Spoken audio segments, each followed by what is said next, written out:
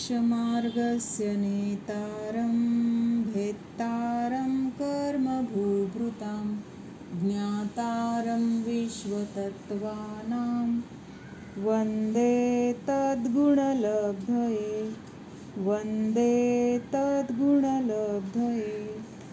म्हटले. आता मी आचार्य उमास्वामी विरचित मोक्षशास्त्र तत्वार्थसूत्र. तर ह्याच्यामध्ये आपण बघत होतो की सम्यक दर्शनाचं महत्त्व किती आहे, किंवा सम्यक दर्शन असल्याशिवाय बाकीच्या कुठल्याही शुभक्रियेला काहीही किंमत नाही, किंवा ते आपल्या संसारालाच कारणीभूत आहे. पान नंबर आहे 9. त्याच्यावर तिथला तो श्लोक म्हणते मी.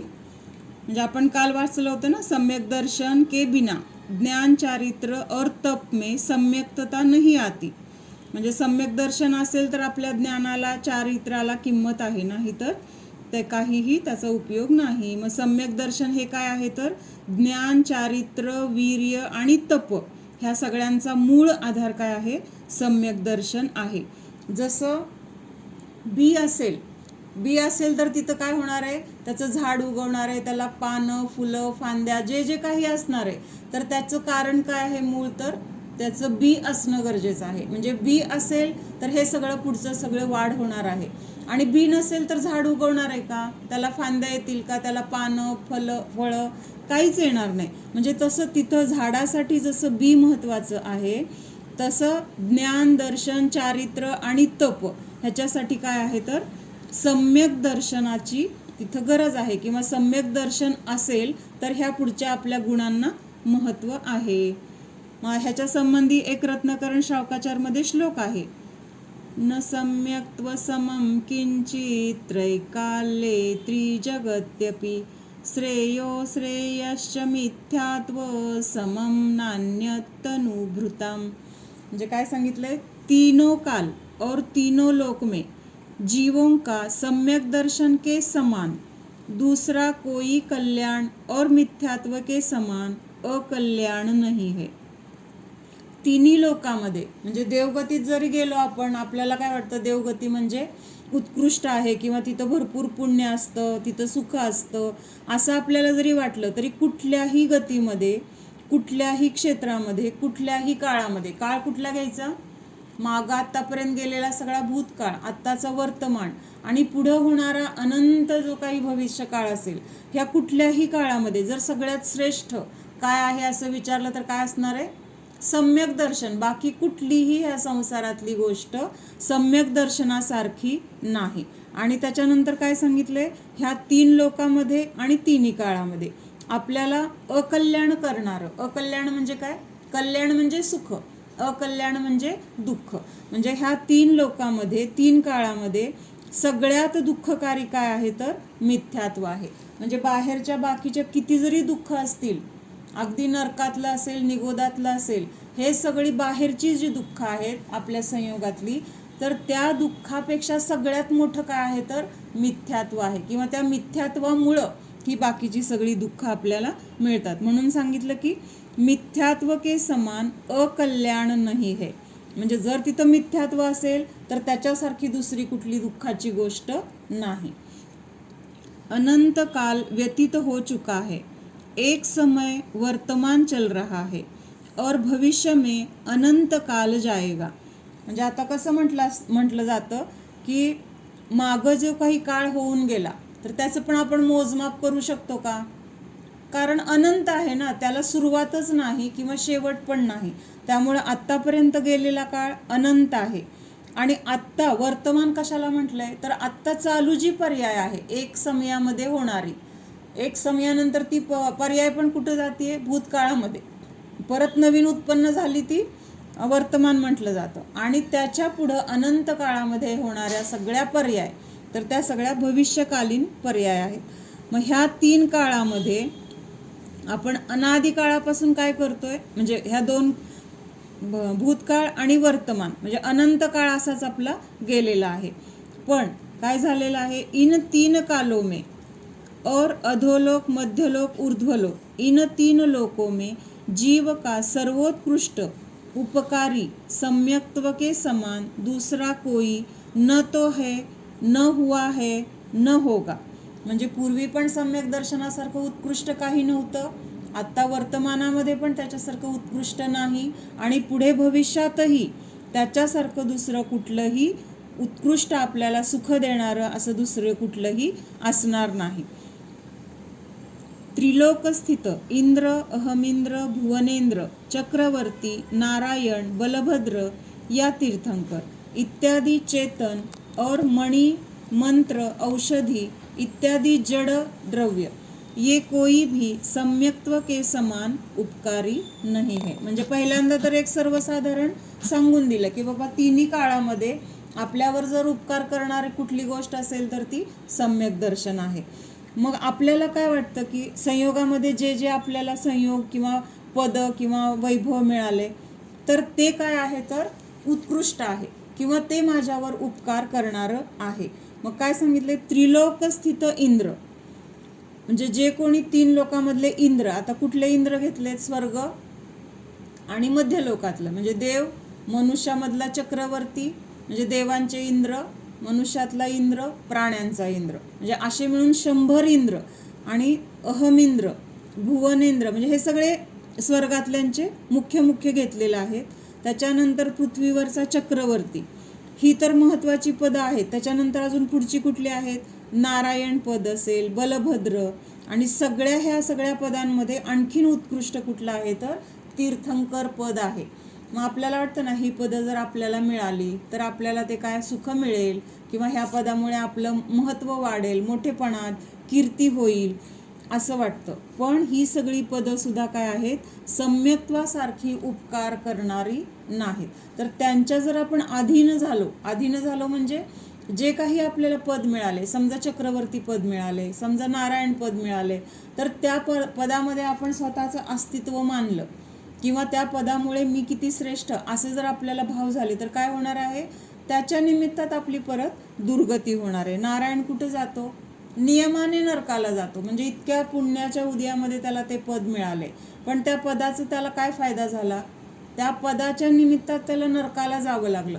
म्हणजेच काय आहे, त्या पदामुळे आपला उपकार होत नाही तर आपल्यावर अपकार होतो. और इस जीव का सबसे अधिक बुरा अहित करने वाला मिथ्यात्व के समान दूसरा कोई जड़ या चेतन द्रव्य 3 काल और 3 लोक में न तो है, न हुआ और न होगा. म्हणजे जेवढं सम्यक्त्वाचं महत्त्व आहे सुखासाठी तेवढंच मिथ्यात्वाचं पण दुःख देण्यामध्ये त्याच्यासारखं दुसरं कोणी नाही. म्हणून तिथं काय म्हटलेलं आहे, 3 लोकांमध्ये आपल्याला जर कोणी त्रास देत असेल, आपण दुःखी असण्याचं जे कारण असेल तर ते मिथ्यात्व आहे. इसलिए मिथ्यात्व को छोड़ने के लिए परम पुरुषार्थ करो. काय सांगितलंय, मग आपल्याला ह्या 2 गोष्टींचं महत्त्व का सांगितलंय की त्या 2 गोष्टींचं महत्त्व समजून माझ्यासाठी उपयोगी काय आहे त्याचं मला ग्रहण करायचं आहे, आणि ज्या गोष्टीमुळे मला आजपर्यंत दुःख मिळत आलंय तर त्या गोष्टीचा मला त्याग करायचा आहे. कारण आत्ता समजून जर आपण ती गोष्ट सोडली नाही तर परत काय होणार आहे, पहिली जी परिपाटी आपली आहे तर ती परिपाटी चालू राहणार आहे. म्हणून सांगितलंय की मिथ्यात्व को छोड़ने के लिए परम पुरुषार्थ म्हणजे जे काही उत्कृष्टामधलं उत्कृष्ट आपण शक्ती लावून किंवा आपले भावपणाला लावून ते मिळवण्यासाठी प्रयत्न करणार तर तोच काय आहे, परम पुरुषार्थ म्हटलेला आहे. म्हणजे बाहेरच्या गोष्टीमध्ये आपण किती झटतो, किती प्रयत्न करतो, किती आटापिटा करतो, किती त्रास सहन करतो, मग तिथं खाण्यापिण्याचं, शरीराच्या वेदनेचं, ह्या गोष्टींकडे पण आपलं काय होतं, बऱ्याच वेळा दुर्लक्ष करतो. इतकी ती समोरची गोष्ट किंवा ते काम आपल्याला महत्त्वाचं असतं. म्हणजे तिथं तर आपण संसारामध्ये पुरुषार्थ करायला तयार आहे, पण तो पुरुषार्थ सुद्धा कसा आहे, किम पुरुषार्थ म्हटलंय. किम पुरुषार्थ म्हणजे जो संसारालाच कारणीभूत आहे, ज्याच्या निमित्तात आपलं परत कर्म किंवा संसार चतुर्गती भ्रमणच चालू राहणार आहे. म्हणून असा किम पुरुषार्थ तर आपण अनादिकाळापासून करत आलेलो आहोत. मग आता कसला पुरुषार्थ करायचा आहे तर बाहेरच्या गोष्टींमध्ये जे काही आपलं उपयोग किंवा आपला पुरुषार्थ होता तर तो पुरुषार्थ स्वतःच्या आत्म्याला जाणण्यासाठी लावायचा किंवा स्वतःला समजून घेण्यासाठी जर तो पुरुषार्थ केला तर तिथं काय होणार आहे, मिथ्यात्व नष्ट होणार आहे. मग अशा प्रकारे ह्या मिथ्यात्वाला नष्ट करण्याचा परम पुरुषार्थ आपल्याला करायला सांगितलं. एवढं एकच काम आपल्याला करण्यायोग्य आहे. बाकीची सगळी कामं काय आहेत, नाविलाज म्हणून आपण करतोय. म्हणजे खरं तर नाविलाज म्हणून म्हणजे करतोय असं म्हणायला पाहिजे, पण आपण त्याच्यामध्ये खूप रमतोय, ही आपली चूक आहे. म्हणून ते आता करावं लागतंय म्हणून जर आपण केलं तर नक्की काय होणार आहे, आपल्याला स्वतःच्या घरामध्ये जाण्याचा तिथं आपल्याला भाव होणार आहे, किंवा हे माझं नाही, मग त्याच्यामध्ये मी किती माझा वेळ घालू, त्याच्यासाठी मी किती माझी शक्ती घालू, त्याच्यासाठी मी किती कशाय करू आणि स्वतःलाच किती दुःखात टाकू. बास, आता काय करायचं, ह्या सगळ्या दुःखातून बाहेर पडायचे. तर ह्या मिथ्यात्वाचा नाश करण्यासाठी मला स्वतःच्या आत्मस्वरूपाला जाणायचं आहे. समस्त संसार के दुखों का नाश करने वाला और आत्मकल्याण को प्रकट करने वाला एकमात्र सम्यक्त्व ही है, इसलिए उसके प्रकट करने का ही पुरुषार्थ करो और फिर सम्यक्त्व ही प्रथम कर्तव्य है. इस संबंध में अष्टपाहुड़ में इस प्रकार कहा है. श्रावक को पहले क्या करना चाहिए सो कहते हैं, गहि ऊणय सम्मत्तम सुनिम्मलम सुरगिरीव निक्कंपम तम जाने झायत जई सावय दुख खय ठाए. पहले श्रावक को सुनिर्मल, मेरु के समान निष्कंप, अचल, चल मल और अगाध दूषण से रहित, अत्यंत निश्चल सम्यक्त्व को ग्रहण करके दुखों के क्षय के लिए उसे सम्यक्त्व के विषयभूत एकरूप आत्मा को ध्यान में ध्याना चाहिए. कुणाचं कर्तव्य म्हणून सांगितले, श्रावकाचं, म्हणजे आपलं काय कर्तव्य आहे की पहिल्यांदा सुनिर्मल, निर्मल म्हणजे काय, ज्याच्यामधून मळ निघून गेलाय. कुठला मळ निघून गेलाय तिथून, सम्यक दर्शन जेव्हा होणार तेव्हा दर्शन मोहनीय नावाचा सगळ्यात घातक जो मळ आहे, किंवा जो अनादी काळापासून आपल्यासोबत आहे आणि आपल्याला त्रास देतोय, मग अशा ह्या पहिल्यांदा दर्शन मोहनीयाचा काय करायचं आहे, नाश केल्यानंतर तिथं एक शुद्ध अवस्था किंवा एक निर्मळ अवस्था प्राप्त होणार आहे. आणि ते काय आहे तर सम्यक दर्शनाच्या निमित्तात तिथं काय होते, वीतरागतेची प्राप्ती होते, किंवा तिथं एक प्रकारची शांती, समाधान, आनंद ह्या गोष्टी आपल्याला मिळतात. म्हणून त्याला काय म्हटलेलं आहे, सुनिर्मल. त्याच्यानंतर निर्मळ तर आहे, परत कसं पाहिजे, मेरू के समान निष्कंप अचल.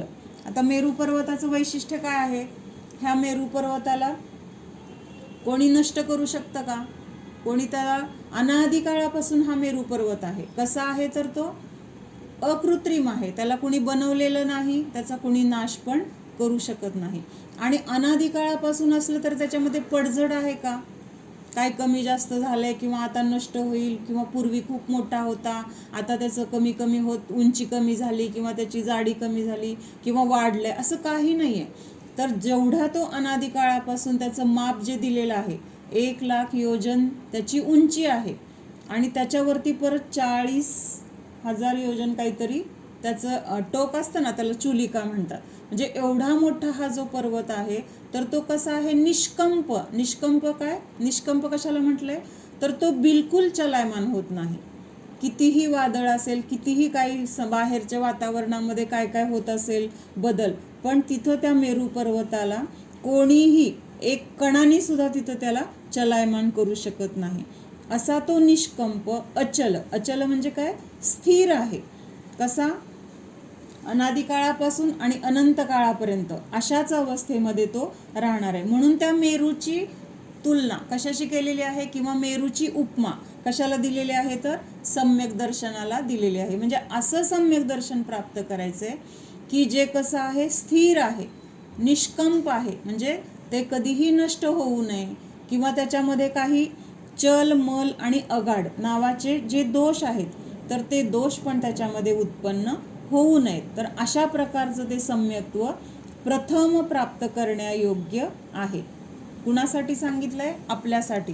म्हणजे श्रावकांच्या भूमिकेमध्ये सुद्धा आपल्याला पहिल्यांदा काय कुठलं काम करायला सांगितलंय तर सम्यक दर्शनाची प्राप्ती. सम्यक्त्व को ग्रहण करके दुखों के क्षय के लिए उसे सम्यक्त्व के विषयभूत एक रूप आत्मा को ध्यान में ध्याना चाहिए. मग आता हे जे काही सांगितलंय सुनिर्मल किंवा निष्कंप, अचल, असं हे सम्यक्त्वाची प्राप्ती कशामुळे होणार आहे? बाहेर आपण काय करायला पाहिजे म्हणजे आपल्याला सम्यक्त्व प्राप्त होईल? तर बाहेरून करायच्या क्रिया तर आपण अनादी काळापासून करत आलोय. एक महत्त्वाची गोष्टच आपण केली नाही की स्वतःच्या अस्तित्वाचा स्वीकार किंवा त्याचं स्वरूप कधीही जाणलं नाही. म्हणून पहिल्यांदा ध्यानामध्ये काय काय सांगितलंय तर एकरूप असा आत्मा जो आहे, एकरूप म्हणजे अनंत गुणांचा पिंड, त्या सर्व गुणांशी तो आत्मा कसा आहे, एकमेक अशा त्या आत्म्याचं ध्यान केलं पाहिजे. आता चल, मल आणि अगाढ दोष, हे दोष कशाचे आहेत? सम्यक दर्शनाचे दोष म्हटलेलं आहे. मग हे काय आहे? चल दोष, मल दोष, अगाढ दोष, कोण सांगू शकतंय? चल, मल, अगाढ दोषांबद्दल. चल दोष म्हणजे काय तर चलायमान होणं, म्हणजे त्याच्यामध्ये एक प्रकारची स्थिरता नसल्यानंतर कसं होतं ना तसं. म्हणजे आता त्याच्यासाठी उदाहरण म्हणून असं दिले की मंदिर बांधले. आता आपण काल बघितलं ते सांगानेरचं मंदिर त्या शेठजींनी बांधलं होतं. मग त्याच्यामध्ये त्यांचं काय होतं, एकत्व, हे मंदिर माझं, मी बांधले. मग आता समजा असं व्यवहारामध्ये कुणी जर मंदिर बांधलं असेल आणि त्या गावामध्ये अजून 4 मंदिरं दुसरी असतील, पण ज्यांनी बांधले तर तो विचार काय करणार, हे आमचं मंदिर आहे, आम्ही ह्या मंदिरात जाणार. किंवा ते आपोआप तिथं म्हणायचं पण कारण नाही, पण तसे आतमध्ये भाव असतात की हे आमचं मंदिर, मग आमच्या मंदिरात जायचंय, किंवा आमच्या मंदिरात गेल्याशिवाय मला शांती वाटत नाही. त्याच्यानंतर दुसरं उदाहरण म्हणजे हे शांतीनाथ भगवान आहेत. शांतीनाथ भगवान काय करतात, शांती देतात. पार्श्वनाथ भगवान काय करतात तर आपली चिंता दूर करतात. महावीर भगवान काय करतात, आपण जे मागल ते देतात. म्हणजे अशा ज्या काही मान्यता, कुठंतरी मनामध्ये सम्यक दर्शन असेल तरी पण ह्या मान्यता राहतात. म्हणून तिथं अशा मान्यतेने रहित ते सम्यक दर्शन असेल तर तिथं काय म्हटलं जाईल, मग अचल सम्यक दर्शन म्हटलं जाईल. चल दोष कशाला म्हटले लक्षात येते की मंदिर आहे, उदाहरणावरूनच कळतं बरं का, म्हणजे असं हे परफेक्ट त्याची व्याख्या नाही सांगता येणार. चल म्हणजे काय तर स्थिर नसणार, म्हणजे त्याच्यामध्ये काहीतरी म्हणजे एक अखंडता नाही, किंवा कुठंतरी काहीतरी असं मध्ये मध्ये मध्ये एखादं असतं ना, काहीतरी आपण खाताना दाताखाली काहीतरी थोडंसं आलं, पण आलं, त्याच्यामुळे तिथं काय झाली, बाधा निर्माण झाली. तसं असे एक प्रकारचे भाव की जे काय करतात त्या सम्यक दर्शनामध्ये कुठंतरी दोष लावतात. मग काय भाव सांगितले की हे मंदिर आमचं, किंवा हे मंदिर हे शांतीनाथ भगवान शांती देतात. मग आता शांतीनाथ भगवान किंवा बाकीचे 24 तीर्थंकर किंवा आधी होऊन गेलेले सगळे अरिहंत, केवली, सगळे तीर्थंकर किंवा भविष्यामध्ये होणारे, हे शांती देणार नाही आहेत का? फक्त शांतीनाथ भगवानच देणार आहेत का? शांती कुणामुळे मिळणार आहे? भगवंतांमुळे मिळणार आहे का त्यांच्याकडे बघितल्यानंतर आपल्या परिणामामध्ये जी कषायांची मंदता झाली, किंवा तिथं जी कषायांची म्हणजे तीव्रता होती त्याच्यामध्ये काय झाली, घट झाली, शुभभावामध्ये वाढ झाली, किंवा तिथं विशुद्धी आली, मग ह्या गोष्टीमुळे शांती मिळाली का भगवंतांनी दिली आपल्याला शांती? म्हणजे विचार केला तर आपल्याला लक्षात येतं की भगवान कुठलेही असतील आणि त्यांच्या सान्निध्यात गेल्यानंतर आपल्या परिणामांची विशुद्धी झाली तर आपल्याला शांती मिळणारच आहे. शांतीनाथ भगवंतांनी शांती दिली, चिंतामणी पार्श्वनाथ भगवान का तर ते चिंता दूर करतात. मग भगवंत कुठलेही असतील तिथं त्यांनी जर असं केलं की त्यांनी काम वाटून घेतलंय का, मी चिंता दूर करतो, तू शांती दे, तू हे कर ते कर, असं काम वाटून घेतलंय का? भगवान तर कसे आहेत, रागद्वेषाने रहित आहेत. त्यामुळं बाहेरचं कुणाचं काय करायचे त्यांना विकल्पच नाहीत. त्यांनी हातावर हात कशासाठी ठेवलेत? प्रत्येक भगवानांचं कसं आहे, म्हणजे म्हणजे बसलेली मूर्ती आहे त्या मूर्तीचं काय असतं चिन्ह, हातावर हात ठेवलेले, दुसरीकडे कुठं हात आहेत का? पद्मासन असलेली मूर्ती, किंवा आता खडगासनात पण आपण म्हणू शकतो सोडलेले हात आहेत. आता उभारलेल्यानंतर हात तसेच राहणार, दुसऱ्या कुठल्या क्रिया करायची आहे किंवा कृती करायची असे काय नाही आहे त्याच्यातून, म्हणजे असं आपल्याला दिसत नाही आहे. तर हातावर हात ठेवले त्याचा अर्थ काय झाला की कृतकृत्य आहेत, म्हणजे आता मला काहीही परद्रव्याचं करण्याचे भाव नाहीत. आजपर्यंत भाव होते ते काय होती, माझी चूक होती, आणि आता मला लक्षात आलंय की मी परद्रव्याचं काहीही करू शकत नाही. परद्रव्य त्याचं परिणमन करण्याला स्वतंत्र आहे. आपण काय करू शकतो तर फक्त जाणू शकतो. मग मला काय करायचंच नाही आहे, मग ह्या हातांना काय काम आहे, हातावर हात ठेवून बसलो. आपण असं व्यवहारात बोलताना पण म्हणतो की काय हातावर हात ठेवून बसलाय, उठून कामं कर, असं म्हटलं जातं. म्हणजेच हातावर हात ठेवलाय म्हणजे काय, तर तिथं आता काय करायचं गरज नाही. का गरज नाही आहे, तर मी काय करूच शकत नाही पराचं. काय करायचं ते माझं मला माझ्या घरामध्ये करायचं. माझं घर म्हणजे आपलं स्वतःचं आत्मस्वरूप. तर तिथं काय आपल्याला करायचं आहे, तर तिथं पण काम म्हणजे काय, जाणायचं आहे. जे जसं आहे तेवढं जाणण्याचं काम करायचं आहे. म्हणजे हेच काय आहे, तर आपलं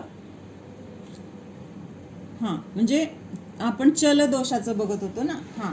म्हणजे तिथं भगवान काही कुठलेही भगवान असतील, कुठल्याही काळातील असतील, कुठल्याही क्षेत्रावरील असतील, ते भगवान वीतरागच आहेत. आणि जर शांती मिळत असेल तर सगळ्या भगवंतांकडून मिळणार म्हणजे आपल्या परिणामाच्या द्वारे आपल्याला मिळणार आहे. कुठलेही भगवान शांती वगैरे तर देणार नाही. त्यांनी फक्त काय केलंय की बाबा त्यांनी ती शांती मिळवली आणि त्यांच्याकडे बघितल्यानंतर आपल्याला त्यांच्या स्वरूपावरून ती शांती माझ्यामध्ये पण आहे हे ते आपल्याला दाखवून देत आहेत की जसा मी आहे तसंच सगळं तुझ्या घरात पण आहे. तेच गुण आहेत, तेच सुख आहे, तोच आनंद, तीच शांती सगळं तुमच्यामध्ये आहे. फक्त काय करा, तुम्ही आत बघा. त्यांचे डोळे कसे आहेत, भगवंतांचे डोळे बाहेर बघतायत का, स्वतःच्या अंतरंगामध्ये काय आहे. म्हणजे नासाग्र सुद्धा म्हणजे बाहेरचं मला काही देणं घेणं नाही. माझं जे काही वैभव आहे तर त्या वैभवाला जाणण्यामध्येच ते लीन आहेत. मग हे चलदोषाचं झालं. मलदोषाचं 25 दोषामधला कुठला तरी दोष तिथं असेल तर त्याला मलदोष म्हटलेला आहे. बरोबर लिहिलेलं सापडलं मला. चलदोषामध्ये माझे हे मंदिर, हे शांती देतात, हे चिंता दूर करतात, किंवा ह्यांच्याकडे गेलं की माझं सगळं मला पाहिजे ते मिळतं, म्हणजे असं एक कुठंतरी आतमध्ये एक असं भावना असणे, तर ते झालं चल. मलमध्ये 25 दोष कुठले आहेत सम्यक दर्शनाचे, कुठले दोष आहेत, कोण सांगू शकेल. 8 दोष आहेत. कुठले पहिले, शंकादी 8 दोष. त्याच्यानंतर 8 गर्व, 8 आणि 8 16 झाले. त्याच्यानंतर 6 अनायतन 22 झाले. आणि 3 काय आहेत, तर मूर्त आहे. तर अशा ह्या 25 पैकी कुठला तरी दोष असेल तर त्याला मल दोष म्हटलेला आहे. आणि अगाढ दोष कशाला म्हटलेला आहे, तर तिथं असं एक गाढपणा नाहीये. गाढपणा नाहीये म्हणजे काय, म्हणजे दृढता नाही तिथं. एक असं कंपायमान आहे. म्हणजे आता म्हातारा माणूस आहे, त्याने आधारासाठी हातामध्ये काठी घेतली, पण त्याचे हात कसे आहेत, काठी असली तरी असं थरथर थरथर कापतात ना, म्हणजे असं कंप सुटल्यासारखं आहे. मग त्याला काय म्हटलेलं आहे, अगाढ दोष. म्हणजे त्या सम्यक दर्शनामध्ये असं कंपन असल्यासारखं, म्हणजे काय स्थिरताच नाही आहे. थोडक्यात काय, हे सगळ्यांचा अर्थ तसाच झाल्यासारखा आहे, फक्त थोडा थोडा फरक आहे. मग असं हे सम्यक दर्शन चल, मल आणि अगाढ दोषांनी रहित असलं पाहिजे. त्याच्यानंतर अगाढ म्हणजे गाढता नसणे. गाढता म्हणजे काय, एक प्रकारची अखंड स्थिरता नसणे, किंवा त्याच्यामध्ये असं कंप म्हणजे काय, तर कुठंतरी सुटतंय काय असं वाटतंय आहे, पण आता सुटल का काय, म्हणजे पाय ठेवण्याचं म्हणजे आपण असं काय करतोय, अगदी दटून पाय ठेवतोय, पण तिथं काय आहे, घसरतोय काय, अशी एक मनामध्ये भीती असणं, किंवा तिथं तो घसरण्याचा चान्स असणं, म्हणजे त्याला काय म्हटलेलं आहे, अगाढ. ह्याच्यासाठी उदाहरण म्हणून म्हातारा माणूस आहे आणि त्यांनी काय केलंय की हातामध्ये काठी घेतली आहे. कशासाठी, तर पडू नये म्हणून आधारासाठी घेतली. पण ती आधारासाठी घेतलेली काठी सुद्धा कशी आहे, त्याच्या हातामुळं, म्हणजे हात त्याचे थरथर कापतायत आणि त्या थरथरीमुळं ती काठी पण कशी होते, अशी चलायमान आहे, स्थिर नाही आहे. आणि ह्याला काय म्हटलेलं आहे, गाढता नसणे. म्हणजे तिथं एक प्रकारचं अस्थिरता आहे, म्हणून तिथं हा अगाढ नावाचा दोष सांगितलेला आहे. अशा ह्या 3 दोषांनी रहित त्या सम्यक्त्वाला काय म्हटलेलं आहे, निर्मळ सम्यक दर्शन म्हटलेलं आहे. पहले तो श्रावक को निरतिचार निश्चल सम्यक्त्व को प्राप्त करना चाहिए. म्यूट करा, कोणाचं म्यूट नाहीये. पहले तो श्रावक को निरतिचार निश्चल सम्यक्त्व को ग्रहण करके उसका ध्यान करना चाहिए कि जिस सम्यक्त्व की भावना से गृहस्थ को गृह कार्य संबंधी आकुलता, क्षोभ, दुख मिट जाए. कार्य के बिगड़ने सुधरने में वस्तु स्वरूप का विचार आए तब दुःख मिट जाए.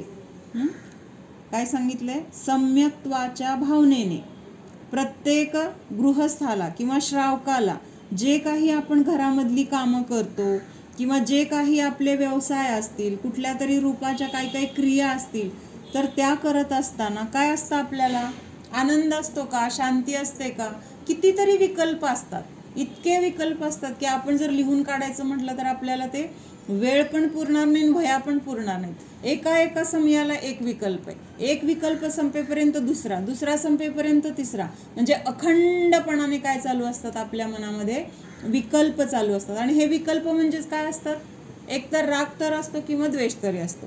म्हणजे क्रोध, मान, माया, लोभ ह्या कुठल्या तरी कषायापैकी तिथं त्याच्यामध्ये कषायाचा अंश हा असतोच. म्हणजे कषायांनी सहित असल्यामुळं त्या विकल्पांना काय म्हटलेलं आहे? तिथं आकुलता देणारे म्हटलेलं आहे. कारण रागद्वेष नसतील तेव्हाच तिथं काय आहे? निराकुलता आहे. मग हे सगळी कार्य करताना काय आहे? तर सतत आकुलता आहे. क्षोभ म्हणजे काय? असं एक प्रकारचं म्हणजे द्वेष टाईप, द्वेष किंवा असं क्रोध आल्यानंतर एक बेचैनी, दुःख. पण ते दुःख कुठल्या तरी कषायाच्या रूपात होत आहे ना. मग ते कषाय म्हणजे क्रोध वगैरे उत्पन्न झाल्यानंतर जो काही आपल्याला तिथं म्हणजे दिसतंय त्याची म्हणजे क्रोध उत्पन्न झाल्याचे जे काही चिन्ह दिसत आहेत किंवा तो व्यक्त होतोय, तर त्याला काय म्हटलेलं आहे? क्षोभ म्हटलेलं आहे. मग हे क्रोध, क्षोभ किंवा हे आकुलता ह्या सगळ्या गोष्टी ज्या काही आपल्याला रोजच्या जीवनामध्ये किंवा ह्या संसारामध्ये सतत आपल्याला उत्पन्न होत आहेत किंवा आपल्या संयोगामध्ये आहेत, तर हे जे दुःख आहे ह्याच्यामुळं होणारं ते दुःख नष्ट व्हावं किंवा कार्य के बिगड़ने सुधरने में वस्तु स्वरूप का विचार आए तब दुःख मिट जाए. मग आता समजा आता काहीतरी आपण एखादं काम केलं आणि ते काय झालं? काम बिघडलं. आपल्याला जमत होतं, चांगलं येत होतं किंवा येत नव्हतं, शिकत होतो, पण ते करत असताना काय झालं? कुठल्याही रूपाने ते काम काय झालं? बिघडलं किंवा नुकसान झालं किंवा आपल्याला त्याचं काय झालं? काहीतरी सहन करावं लागलं. मग असं जेव्हा कार्य बिघडतं तेव्हा पण आपल्याला काय होते? अरे कसं बिघडलं, असं का झालं, असं व्हायला नको होतं. म्हणजे गोष्ट तर एक घडलेली असते, पण त्याच्या निमित्तात आकुलता किती काळ चाललेली असते? कितीतरी काळ त्याबद्दलच आपण विचार करतो, तेच बोलतो, असं का झालं, तसं का झालं, असंच करायला पाहिजे होतं. म्हणजे आता घडून गेलेल्या गोष्टीमध्ये आपण काय करू शकत नाही, तरी सुद्धा विचारात काय असतं? आपण असं उगीच केलं, आपण तसं करायला पाहिजे होतं. म्हणजे असे जे काही निरर्थक विचार आहेत, तर ते विचार करून काय करतो? आपण स्वतःला दुःखी करतो. किंवा एखादं काम चांगलं झालं, अपेक्षेपेक्षा चांगलं झालं किंवा आपण जसे प्रयत्न केले तसं ते काम झालं, तर तिथं काय झालं? आपल्याला लगेच त्याच्याबद्दल आपल्याला हे आलं, गर्व आला किंवा किती छान केलं, मला किती छान जमतं. मग 4 लोकांनी कौतुक करावं, नाही केलं तरी परत वाईट वाटते, कौतुक केलं तरी परत मान कशाय वाढतोय. म्हणजे ह्या सगळ्या गोष्टी काय आहेत? कार्य बिघडणे किंवा सुधारणे ह्याच्यामध्ये पण आपण काय करतोय? कशाय करतोय. मग जर अशा वेळेस आपल्याला वस्तूचं स्वरूप लक्षात आलं, काय लक्षात आलं? वस्तूचं स्वरूप म्हणजे परद्रव्याचं त्याचं अस्तित्व त्याच्यामध्ये आहे, त्याचं परिणमन त्याच्यामध्ये आहे. आज जी गोष्ट बिघडली किंवा गोष्ट चांगली झाली, तर तशी होण्याची योग्यता त्या गोष्टीमध्ये होती, म्हणून ते तसं घडलंय. आपण त्याच्यामध्ये कोण आहोत? एक निमित्त मात्र आहोत. निमित्त म्हणजे त्याच्या संयोगामध्ये आपण असणार आहे किंवा आपल्या ह्या शरीराच्या द्वारे तशी हालचाल केली जाणार आहे. क्रिया करतोय म्हणजे आपल्या शरीराची हालचाल होती की नाही? ह्या क्रिया करण्याची योग्यता पण शरीराची आहे. शरीराच्या क्रियेला पण जीवाने काय केलंय? जाणलंय. समोरच्या पदार्थामध्ये जे काही परिणमन झालंय, कणकीची दशमी झाली, हे परिणमन झाले. हे परिणमन पण काय झालंय? त्या द्रव्यामध्ये झालेलं जीवाने फक्त जाणले. म्हणजे शरीराची क्रिया पण स्वतंत्र आहे. समोर घडणाऱ्या जी काही वस्तू असेल, द्रव्य असेल, त्याच्यामध्ये होणारं परिणमन पण स्वतंत्र आहे. आणि ह्या दोघांना जाणणारा मी जो जीव आहे, तर माझं जाणण्याचं जे परिणमन आहे ते पण स्वतंत्र आहे. म्हणजे 3 गोष्टी स्वतंत्र आहेत. हे जर वस्तू स्वरूप समजलं तर समजा तिथं आपण गॅसवर तूप ठेवलं होतं आणि आपण विसरून गेलो आणि तूप जळल्यानंतर लक्षात आलं, अरे तूप जळलं, मग आपल्याला तिथं आकुलता होणार, एवढं भारी, एवढं किंवा महागा मुलकाचं वाया गेलं, जळलं, त्याचा काय उपयोग आहे, लक्ष देता येत नाही का, कुणाला तरी बोलणार, आपण स्वतःला तरी ब्लेम करणार. पण त्यावेळेस वस्तू स्वरूप लक्षात आलं तर काय होणार? काय आहे वस्तू स्वरूप? काय वस्तू स्वरूप? काय चिंतन करायला पाहिजे आपण? बोला.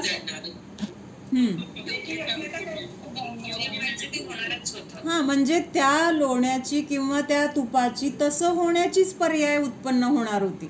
म्हणजे तिथं आपण काहीही केलं असतं तरी ती पर्याय तशीच होणार होती. त्या पर्यायाला आपण कमी म्हणजे चांगलं तूप करण्याची योग्यता आपल्यामध्ये नाही आहे. त्याचं परिणमन मी केलं असतं, मी लक्ष दिलं असतं तर झालं असतं, तू केलं म्हणून असं झालं, असं पण नाही आहे. त्याचं तसं होणार होतं म्हणूनच तिथं कुणाचं लक्ष गेलं नाही किंवा ज्यांनी केलं त्याला त्याची नीट परीक्षा माहीत नव्हती की बाबा एवढं झाल्यावर बंद करायचं असतं. कुठलं ना कुठलं बाहेरून असं निमित्त मिळणार आणि ती गोष्ट तशी तिथं घडायची ती घडणार. किंवा एखादी गोष्ट आपल्याला जमत म्हणजे येत नसती, करायला गेलो आणि एकदम छान होऊन गेली, मग तिथं पण ती गोष्ट मी केली म्हणल्यापेक्षा त्या गोष्टीचं तसं होण्याची योग्यता होती. हा जर विचार आपल्याला प्रत्येक वेळेस आला तर तिथं काय होणार आहे? जी आकुलता अगोदर होत होती ती आकुलता होईल का? होणारच नाही. तसंच होणार होतं. 500 रुपये हरवले, आज हरवले. का हरवले? अरे मिनिट ठेवलं नाही, कुणी घेतले, काय झालं, असं झालं, तसं झालं, एवढे कष्ट करून मिळवले होते, ते जाणारच होते. त्या पैशाचं स्थलांतर आपल्याकडून कुणाकडे गेले त्याच्याकडे होणारच होतं. ते कुठल्या मार्गाने गेले, मग कुणी चोरले असतील, आपल्या गहाळपणाने गेले असतील किंवा आपल्याच घरात कुठंतरी पडले असतील, आपल्याला नंतर सापडणार असतील, तर त्यावेळेस आपल्याला ते काय होणार? हरवले झालं. हरवलेच म्हणणार ना. भले आपल्याला 8 दिवसांनी अरे आपण चुकून इथं ठेवलं होतं ना आपल्या लक्षात नाही, आपण दुसरीकडे हुडकलं किंवा कुणावर तरी नाव घेतलं असं म्हणणार. पण त्यावेळेस जी आकुलता होती आपल्याला कशामुळे होती? वस्तूचं स्वरूप माहीत नाही आहे म्हणून होती. मग हे वस्तूचं स्वरूप जर कळलं तर अरे त्याची योग्यता होती. ज्याचे होते त्याला मिळाले, ज्याचे होते त्यांनी नेले किंवा माझ्या संयोगात नव्हते गेले. मग जेव्हा आपल्याला सापडण्याची वेळ असेल, समजा घरात आहे तर ते जेव्हा सापडणार होते त्या दिवशी आपल्याला बरोबर ते दिसणार. काहीतरी दुसरं शोधायला गेलेला असतो, घ्यायला गेलेला असतो आणि ती वस्तू आपल्याला तिथं सापडते. म्हणजे प्रत्येक अगदी छोट्या छोट्या गोष्टीचं म्हणजे त्याची काय मोल नसेल, किंमत नसेल किंवा एकदम भारी गोष्ट असेल, त्याचं परिणमन त्याच्यामध्येच आहे. आपण काहीच करू शकत नाही. हे सत्य जर आपण स्वीकारलं तर आपल्याला दुःख होणारच नाही. मग ती छोटी गोष्ट असो, मोठी असो, अगदी प्रतिकूलता असो किंवा अनुकूलता असो, तिथं आपण कसे राहणार? स्थिर राहणार. काय येणार मनामध्ये विचार? आपण फक्त प्रयत्न करण्याचे भाव करायचे, त्यातनं जे होणार आहे ते त्या द्रव्याची योग्यता म्हणून तिथं सोडून द्यायला पाहिजे, आधी पण आणि घडल्यानंतर पण. आधी सुद्धा करताना काय विचार? नाही माझ्याकडनं ही गोष्ट चांगलीच होणार, मला ही जमतेच असं म्हणण्यापेक्षा करायचे भाव आहेत, मी जाणण्याची क्रिया होणार आहे, शरीराची क्रिया होणार आहे आणि त्या पदार्थाचं परिणाम त्याच्या योग्यतेने होणार आहे, असं जर आपण चिंतन ठेवलं तर आपल्याला तिथं आकुलता होणार नाही, नुकसान झालं म्हणून दुःख होणार नाही, फायदा झाला म्हणून त्याच्यामध्ये आनंद वाटणार नाही. दोन्ही गोष्टी पण कशा आहेत? आनंद मानणं पण कशाय आहेत आणि तिथं वाईट वाटणं पण काय आहे? कशाय आहे. मग ह्या दोन्हींच्या मध्ये काय आहे तर समताभाव, न्यूट्रल, माध्यस्थपणा. आणि तो माध्यस्थपणा आपल्याला हे वस्तूचं स्वरूप समजल्याशिवाय येणार नाही. म्हणून कार्य के बिघडणे सुधरणे में वस्तू स्वरूप का विचार आए तब दुःख मिट जाता है. बाहेरच्या गोष्टी सुधारल्या किंवा बाहेरच्या गोष्टी बिघडल्या म्हणून आपल्यामध्ये तिथं सुख दुःख, म्हणजे आता जे बिघडलं होतं त्याला नीट करू, जे चांगलं आहे ते आणखीन चांगलं करू, असं मी करू, हा कर्ताभाव तिथं काय झाला पाहिजे? पहिल्यांदा नष्ट झाला पाहिजे. तर तिथं काय होणार आहे? दुःख संपणार आहे. बाहेर कितीही प्रयत्न केले आणि त्या गोष्टीचं परिणाम आपल्या हातात नसल्यामुळं आपण तिथं काही करू शकत नाही. त्यामुळं बाहेरच्या गोष्टी आपलं सुख दुःख संपू शकतील का? कधीच नाही. म्हणजे त्यामुळं एक हे समजून घेणं गरजेचं आहे की वस्तू व्यवस्था कशी आहे, त्याचं परिणामन कसं होणार आहे, माझ्यामुळं होणार आहे का माझ्या निमित्तात होणार आहे. कशामुळे होणार आहे? आपण तिथं निमित्त असू कदाचित, पण आपण तिथं काहीही करू शकणार नाही. सम्यक दृष्टि के ऐसा विचार होता है कि सर्वज्ञ ने जैसा वस्तु स्वरूप जाना है वैसा निरंतर परिणमित होता है और वैसा ही होता है. काय सांगितलंय? जसं केवली भगवंतांनी जाणले. केवली भगवंतांनी त्याच्यामध्ये काही केलेलं नाहीये, हे महत्वाचं आहे बरं का.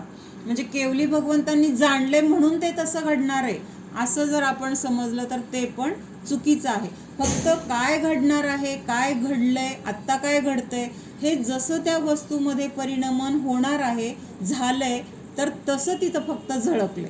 आणि त्यांच्या विशेष ज्ञानामुळं त्यांनी ते त्यांच्या दिव्यध्वनीमधून आपल्याला सांगितले की बाबा इथं इथं हे असं होणार आहे, हे इथं इथं असं झालेलं आहे, किंवा ह्याच्यामुळं असं होतंय, हे फक्त ते सांगणार आहेत. ते कशामध्ये काहीही बदल करणार नाहीत. मग जे काही घटना घडणार आहेत कशा आहेत? क्रमनियमित आहेत. त्यांचा क्रम कसा आहे? प्रत्येक द्रव्याची पर्याय कधी कुठली कशी उत्पन्न होणार आहे हे ठरलेलं आहे.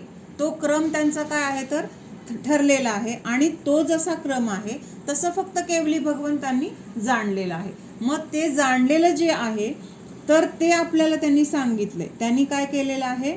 जे जाणलंय ते आपल्याला सांगितलंय, आणि ते जे जाणलेलं आहे तर परिणमन तसंच होणार आहे. दोनदा त्यांनी वाक्य घेतले. काय घेतलंय?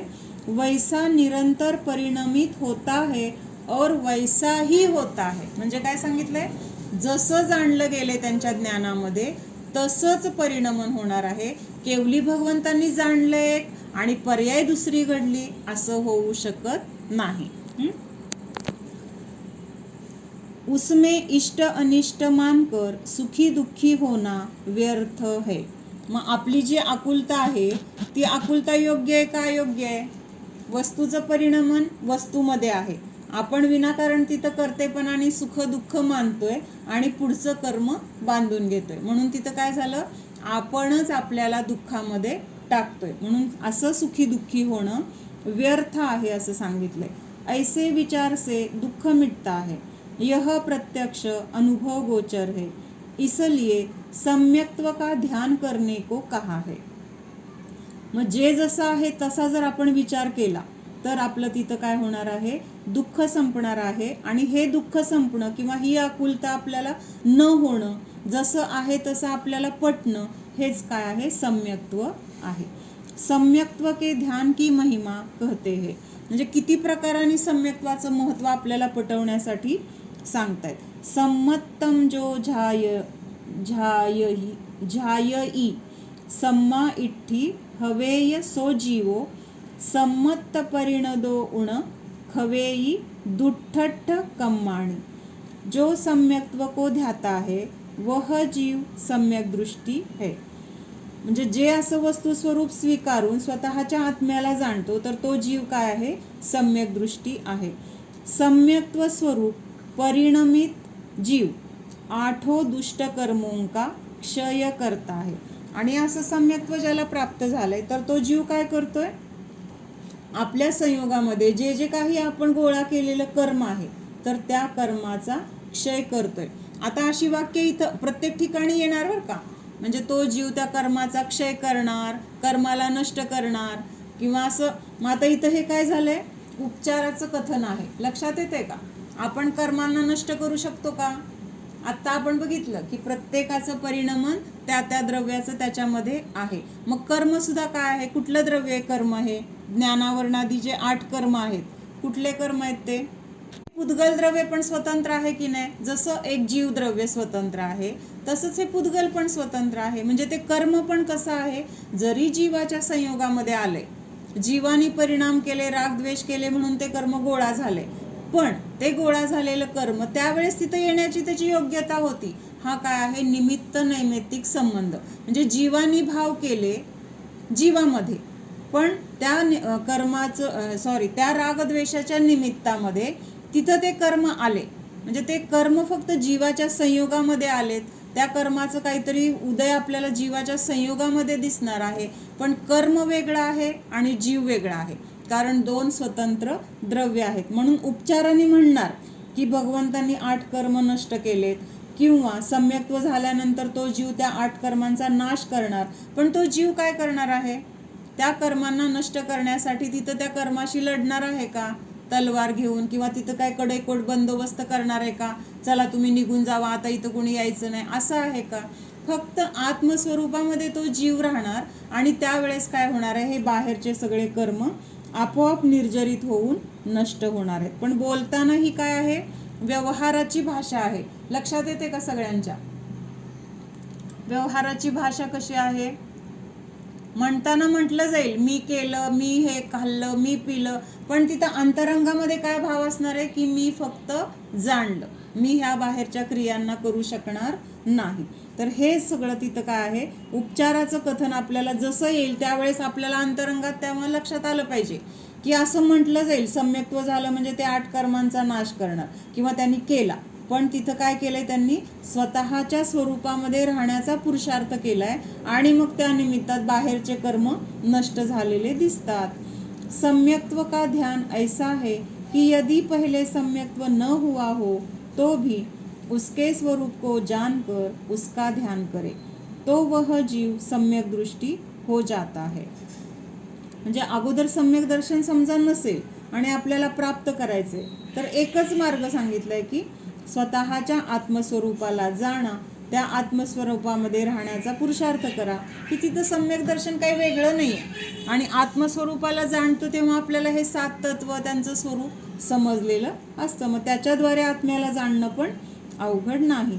सम्यक्त्व की प्राप्ति होने पर जीव के परिणाम ऐसे हो जाते हैं कि संसार के कारणभूत 8 दुष्ट कर्मों का क्षय हो जाता है. आता इथं त्यांनी आणखीन खुलासा केलाय की जीवाचे असे परिणाम होतात की त्यामुळं काय होतं, ह्या संसाराला कारण असलेले हे जे 8 कर्म आहेत ते काय होतात, आपोआप तिथं क्षय होऊन जातात. तिथं केलंय असं लिहिलं नाही, आता इथं कर्ताभाव दिलेला नाहीये. तर काय सांगितलं की स्वतःच्या आत्म्याला जाणण्याचे परिणाम झाले की बाहेरचे कर्म काय होणार आहेत, आपोआप नष्ट होणार आहेत. आणि कर्मांना काय हे दिलंय शब्द विशेषण दुष्ट म्हटलेलं आहे. आता हे दुष्ट पण कुठल्या अपेक्षेने आहे, व्यवहाराच्या अपेक्षेने. कारण कर्माला कुणी बोलवलंय, आपण बोलवलंय, आपल्या परिणामांच्या द्वारे आलेत. ते काय आपल्या घरात येऊन असेच घुसलेत आणि आपल्याला दुःख देत आहेत असं नाही, आपल्याच कर्मांचं आपल्याच परिणामांचं ते फळ आहे. सम्यक्त्व के होते ही कर्मों की गुणश्रेणी निर्जरा होती जाती है. तर गुणश्रेणी निर्जरा कशाला म्हटलंय, पटीत निर्जरा होते. म्हणजे समजा आता पहिल्या समयाला 4 कर्म उदयाला येऊन निर्जरा होऊन गेली, म्हणजे ते कर्म उदयाला आले त्याच्या निमित्तामध्ये आपल्याला त्याचं काहीतरी अनुकूल किंवा प्रतिकूल फळ मिळालं. आता ते कर्माची निर्जरा झाली. पहिल्या समयामध्ये 4 कर्म उदयाला येऊन निघून गेले. दुसऱ्या समयामध्ये किती येणार, त्याच्या दुप्पट येणार किंवा त्याच्या चौपट येणार, म्हणजे 4 चोक 16.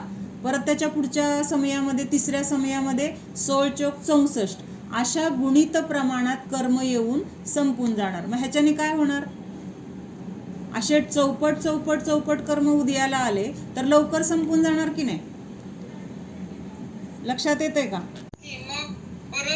मग संपलं की मोक्षाला जाणार आपण, राहणारच नाही इथं.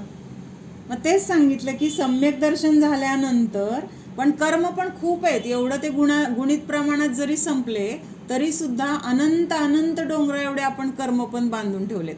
पण एवढं आहे की ती निर्जरा मिथ्या दृष्टीला होत नाहीये आणि सम्यक दृष्टीला अशी निर्जरा व्हायला सुरुवात झालेली आहे. म्हणून गुणित प्रमाणाची निर्जरा ही खूप महत्त्वाची आहे आणि ती कुणाला होणार आहे, सम्यक दृष्टी जीवालाच होणार आहे. सम्यक्त्व के होते ही कर्मों की गुण श्रेणी निर्जरा होती जाती है और अनुक्रम से मुनि होने पर चारित्र और शुक्ल ध्यान के सहकारी होने पर सर्व कर्मों का नाश हो जाता है.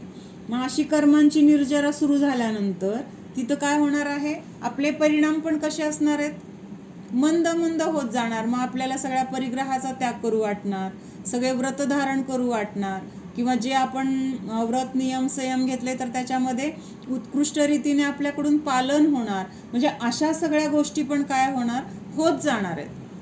कधी, सम्यक्त्व झाल्यानंतर. म्हणून त्यांनी दिले अनुक्रम से मुनी होने पर.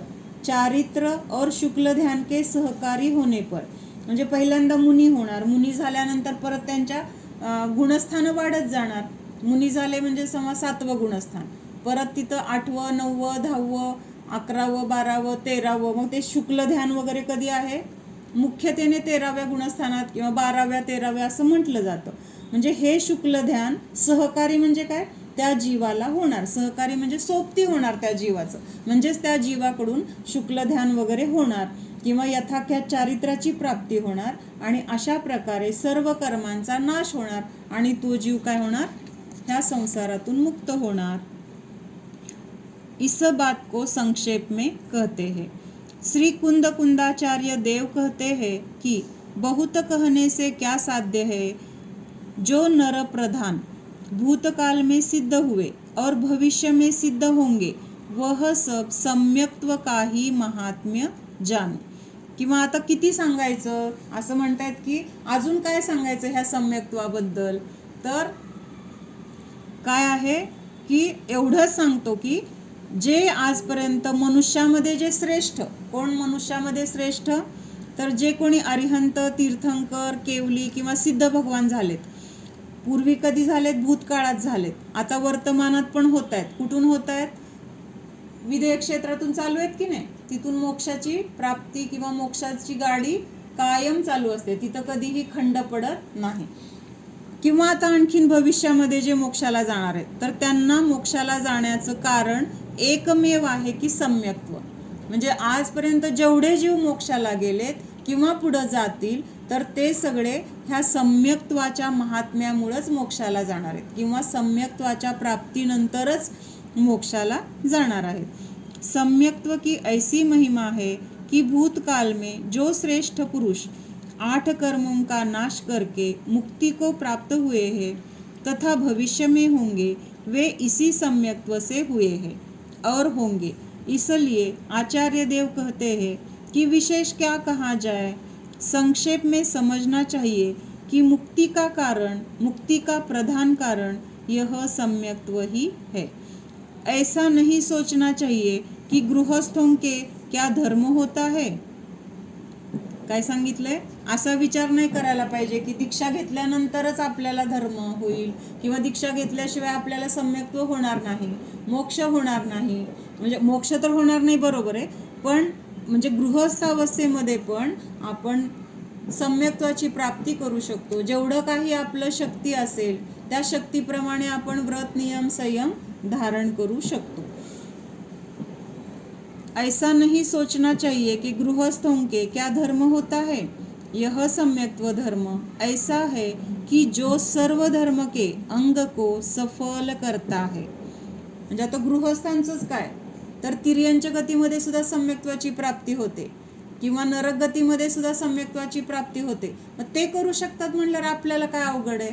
त्यांच्यापेक्षा अनुकूलता नक्कीच जास्त आहे आपल्याला. नारकीसारखं आहे का आपल्याला, कोणी सारखं त्रास देते, काय आपल्याला खायला प्यायला मिळत नाही आहे किंवा सगळं रोग आहेत, असलं काहीच नाही आहे. नारकींना ही सगळी दुःख एका वेळेस आहेत, मग आपण किती सुखी आहोत का. किंवा तिर्यंच्यांना किती दुःख आहे, खायला प्यायला आहे त्यांना वेळेवर, ऊन वारा पाऊस आजारपण दुःख किंवा काय सगळं म्हणजे काय हिडीस फिडीस करून घेणं, हे सगळं दुःख त्यांना किती भोगावं लागते. मग त्या मानाने मनुष्यगती किती श्रेष्ठ आहे. मग ते त्या तसल्या अवस्थेमध्ये काय करतायत, सम्यक्त्वाची प्राप्ती करण्याची योग्यता त्यांच्यामध्ये आहे किंवा खूप जणांनी असं प्राप्त पण केलेलं आहे. मग आपण का नाही करू शकणार. म्हणून असा विचार नाही करायचा की गृहस्थामध्ये धर्म होणं किंवा सम्यक्त्व होणं शक्य नाही, तर आपण पण करू शकतो. अब यह कहते हैं जो निरंतर सम्यक्त्व का पालन करते हैं वे धन्य है. म्हणजे ह्या 3 लोकांमध्ये श्रेष्ठ कुणाला म्हटलेलं आहे, तर ह्या सम्यक्त्वाला जे धारण करतात किंवा त्याच्यामध्ये दृढ राहतात. जिस पुरुष के मुक्ति को प्राप्त करने वाला सम्यक्त्व है उस सम्यक्त्व को स्वप्न में भी मलिन नहीं किया, अतिचार नहीं लगाया, वह पुरुष धन्य है, वही कृतार्थ है, वही शूरवीर है, वही पंडित है, वही मनुष्य है. म्हणजे एक सम्यक्त्व आलं तर त्याच्यासाठी सगळं उत्कृष्ट तिथं त्याला प्राप्त होते. म्हणजे त्यालाच काय म्हटलेलं आहे, किती प्रकारच्या उपमांनी त्याला तिथं धन्य म्हटलेलं आहे. तोच पुरुष धन्य आहे की जो स्वप्नामध्ये सुद्धा सम्यक्त्वाला मलिन करत नाही. मलिन करत नाही म्हणजे त्याच्यामध्ये शंका नाही किंवा 25 दोष नाहीत किंवा मगाशी बघितलेले आपण चलमल आगाड दोष नाहीत, तर स्थिर आहे आणि कसं आहे तर निशंक किंवा सगळ्या अतिचारांनी रहित असं जे सम्यक्त्वाचे पालन करतात तर तेच धन्य आहेत, तेच कृतकृत्य किंवा कृतार्थ आहेत. त्यांना सगळ्यात शूर म्हटलेलं आहे. बाहेर सगळी लढाई केली किंवा तिथं दुसऱ्यांवर विजय मिळवला म्हणून तिथं त्यांना शूरवीर म्हटलेलं नाही, तर स्वतःच्या सम्यक्त्वाला सांभाळून ठेवलं किंवा मिथ्यात्वाला तिथं परत ग्रहण केलं नाही, तर हेच काय आहे, शूरवीरता आहे. वही पंडित है और वही मनुष्य है. लोक में जो कुछ दानादी करता है उसे धन्य कहा जाता है. म्हणजे व्यवहारामध्ये असं म्हटलं जाईल की बाबा ते किती दान करतात, किती त्यांचं काय आहे तर परिणाम चांगले आहेत किंवा सगळीकडं त्यांचं भरपूर दानाच्या क्रिया चालू असतात. हाँ, कुछ दानादि करता है उसे धन्य कहा जाता है. तथा जो विवाह यज्ञादि करता है उसे कृतार्थ कहा जाता है. म्हणजे जे काही आपलं कर्तव्य आहे ते कर्तव्य पार पडलं म्हणजे काय झालं, आपण आता कृतार्थ झालो, आता आपलं काही कर्तव्य राहिलं नाही असं व्यवहारात म्हटलं जातं. जो युद्ध से पीछे नहीं हटता उसे शूरवीर कहते हैं और जो बहुत से शास्त्र पढ़ लेता है उसे पंडित कहते हैं. किंतु यह सब कथन मात्र है. पण हे सगळं बाहेरून आपण जे बघून त्या पदव्या त्यांना देतो किंवा त्यांचा मोठेपणा जाणतो, पण हे सगळं काय आहे, बोलण्यापुरतं आहे किंवा त्या पर्यायापुरतं आहे. एकदा ती पर्याय संपली की ह्या सगळ्या गोष्टी काय होणार आहेत, नष्ट होणार आहे. किती जरी नाव झालं, दान दिलं, हे सगळीकडं काय काय बांधलं, काय काय केलं, कुणाकुणाला मदत केली, किती जरी म्हटलं तरी ते नाव कधीपर्यंत राहणार आहे, फार तर त्या पिढीपर्यंत. त्यांचीच दुसरी पुढच्या पिढी सुद्धा त्यांना तेवढं ओळखत नाहीत. म्हणजे काय होतं, लगेच ते कमी कमी होत जातं किंवा तो मनुष्य गेल्यानंतर परत त्याच्या नावाने कोण काय असं कौतुक करत बसतं का त्याचं. तेवढ्यापुरतं कधी तर नाव निघालं तर म्हटलं जाईल, पण तिथं काय होतं, ते बोलण्यापुरतं राहतं.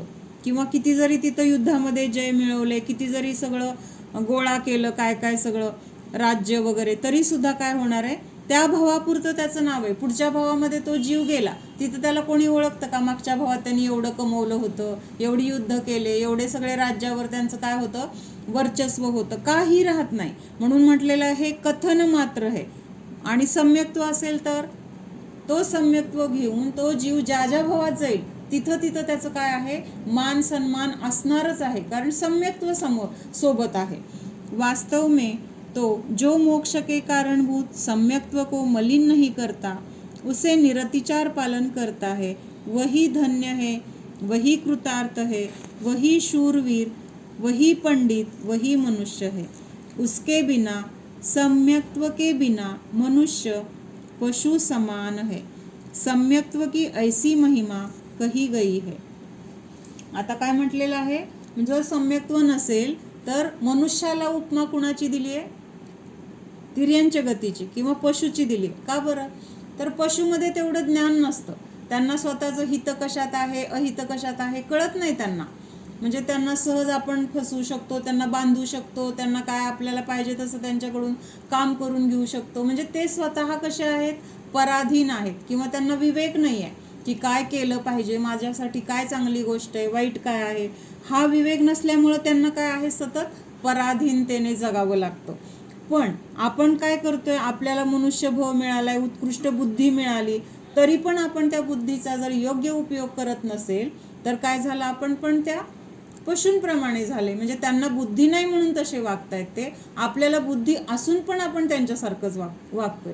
मग बुद्धी असून किंवा नसून काय, असून नसल्यासारखीच आहे. म्हणून तिथं सम्यक्त्व नसेल तर त्या मनुष्याला पशु समान म्हटले आहे. सम्यक्त्व की ऐसी महिमा कही गई है. कुठलं सम्यक्त्व सुटू शकतं, जे औपशमिक आहे आणि क्षयोपशमिक आहे. जर तीव्र कर्माचा उदय झालेला असेल, म्हणजे अजून दुसरं कर्म उदयाला येत असतं की नाही सतत, तर पुढचं कर्म उदयाला आलं आणि ते जर तीव्र असेल तर हे सम्यक दर्शन औपशमिक किंवा क्षयोपशमिक हे सुटू शकतं, म्हणजे नष्ट होऊ शकतं, परत मिथ्यात्वात आपण जाऊ शकतो. कारण हे सम्यक्त्व कशामुळे प्राप्त झालंय, ते तिथं मल दबलेला आहे. जसं त्या पाण्यामध्ये चिखल खाली बसलाय, वरती जरी पाणी स्वच्छ असलं तरी त्याच्यामध्ये जर आपण एखादा खडा टाकला किंवा खडा पडला चुकून जरी, तर ते परत मळ वर येणार आहे की नाही, माती चिखल, परत ते पाणी घाण होणार आहे की नाही. मग तसं हे सम्यक्त्व उपशमामुळं, म्हणजे त्या कर्माला तिथं दबल्या गेल्यामुळं काय झालेलं आहे, तिथं परिणामांमध्ये निर्मळता आलेली आहे आणि ती निर्मळता म्हणजे सम्यक्त्व आहे. पण जेव्हा तिथं तीव्र उदय येईल कर्माचा पुढचा, तो मळ जसा वर येतो तसं हे अनंतानुबंधी वगैरे मिथ्यात्व परत तिथं कर्माचा उदय होतो आणि मग तिथं मिथ्यात्व येतं आणि सम्यक्त्व नष्ट होतं. पण एक गोष्ट आहे की सम्यक्त्व झाल्यानंतर ते सम्यक्त्व सुटलं, परत परत धारण केलं, परत परत जरी सुटलं तरी तिथं एक विशेषता आहे की एकदा सम्यक्त्व प्राप्त झालं म्हणजे तो जीव नियमाने अर्धपुद्गल परावर्तन एवढा काळ जो सांगितलाय संसाराचा, तर तेवढ्या अर्धपुद्गल परावर्तनामध्ये नियमाने मोक्षाला जातो. कळतंय का, म्हणजे अनंत संसार आपला तिथं काय झाला, खंडित झाला. अर्धपुद्गल परावर्तन म्हणजे आपण मध्ये बघितलं होतं, आता ह्याच्यात येणार आहे त्यामुळे मी आत्ता नाही सांगत आहे. तो सुद्धा काळ खूप मोठा आहे, पण तिथं निश्चिती झाली की आता आपण ह्याच्यातून बाहेर पडणार, म्हणजे थोडक्यात रिझर्वेशन झालं. म्हणजे तेवढा काळ पण पूर्ण जाईल असं नाही, कदाचित 2-3 भावामध्ये जाईल, कदाचित 10-12 भावामध्ये जाईल, कदाचित त्या अर्धपुद्गल परावर्तन आता संपणार, पण तेवढ्यात तो मोक्षाला जाणार. म्हणजे त्या काळापेक्षा एक समय सुद्धा तो जीव ह्या संसारात राहू शकत नाही. त्यामुळं ते सुटणार नाही ह्याची काळजी तर घ्यायचीच आहे, पण सुटू शकतं हे पण आपल्याला माहीत पाहिजे. एक क्षायिक सम्यक दर्शनच आहे की जे प्राप्त झाल्यानंतर परत सुटत नाही. नियमाने क्षायिक सम्यक दृष्टी जीव त्याच भावात तरी मोक्षाला जाईल, 3ऱ्या भावात तरी जाईल किंवा 4थ्या भावात, जास्तीत जास्त 4थ्या भावाच्या पुढं त्याचा जन्म असू शकत नाही. का बरं असू शकत नाही, आता समजा त्याच भावात सम्यक दर्शन झालं आणि त्याच भावात मोक्षाला गेला, असं होऊ शकतं. त्याची योग्यता जसं असेल, कर्म जसे असतील त्याप्रमाणे. पण त्या भावात जर त्याला मोक्ष झाला नाही तर तो जीव 3ऱ्या भावात मोक्षाला जाणार. मग 3ऱ्या भावात का जाणार, कोण सांगते, त्याला सम्यक्त्व झालेलं आहे क्षायिक सम्यक दर्शन, ते नष्ट तर होणार नाही. मग त्यांनी तो कुठे जाणार, तर पुढचा भाव त्याचा नियमाने स्वर्गातला असणार. मग स्वर्गामधून तर मोक्ष नाहीये, म्हणून त्याला 3ऱ्या भावात परत मनुष्यामध्ये यावं लागणार आणि मग तिथं काय होणार, 3ऱ्या भावामध्ये मोक्ष होणार. पण समजा 3ऱ्या भावात न जाता 4थ्या भावात काही जीव जाऊ शकतात, मग ते कुठल्या अपेक्षेने, समजा क्षायिक सम्यक दर्शन होण्यापूर्वी त्या जीवाने मनुष्यगती बांधली.